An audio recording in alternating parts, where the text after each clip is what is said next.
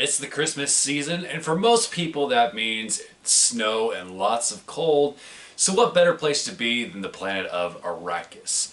Now, Winds of Dune is written by Kevin J. Anderson and Bryan Herbert. It takes place between Children of Dune and Dune Messiah, and obviously this will contain spoilers for the original Dune and Dune Messiah, and I would recommend those.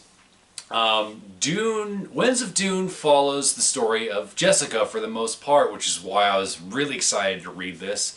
Jessica is my favorite character in the Dune series. I just think she's so fascinating as not only as the mother of Paul Atreides and Muad'Dib, but I just think she's a total badass. I mean, she doesn't really take shit from a lot of people, even people that are a lot stronger than her. She is just, I don't know, she's just fascinating and really complicated character, but I think she's also a really good person. Even though she makes questionable decisions, she always tries to have the best interests at heart. She is as good as the Dune universe lets her be, is how I would put it, I guess.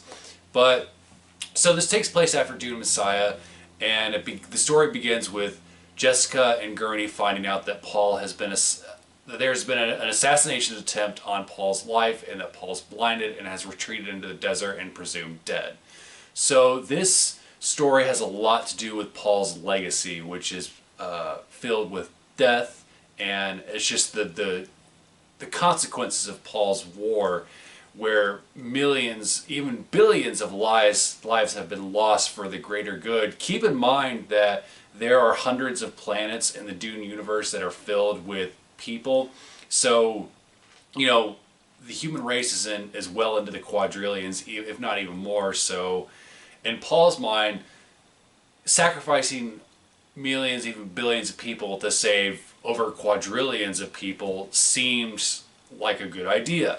And dealing with the effects of that, and seeing his friends and family have to deal with that, and wondering if he was a good person or if his almost godhood-like nature and gifts drove him insane. And it's a really fascinating read.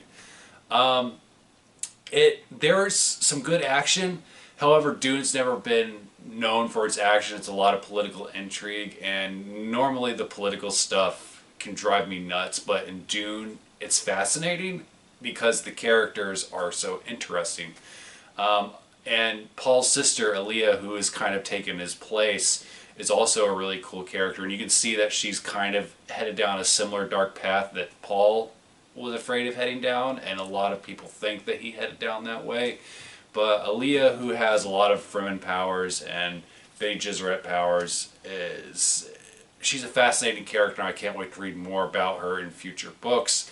But again, this has a lot to do with Paul's family, and especially Jessica, on how she reacts and learns about Paul's purpose in this gigantic war. And overall, I enjoyed this book. There were a lot of things that surprised me about it.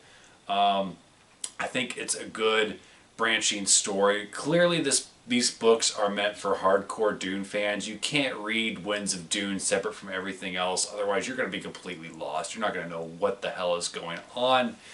But if you're a fan of science fiction, I'm always going to recommend the original Dune.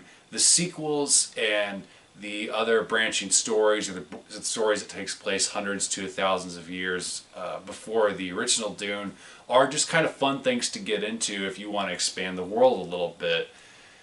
However, I mean, the original Dune is always going to be the best, but The Winds of Dune is probably one of my favorites of the sequels and other spin-off stories, simply because it follows Jessica for the most part, and again, Jessica is my favorite character.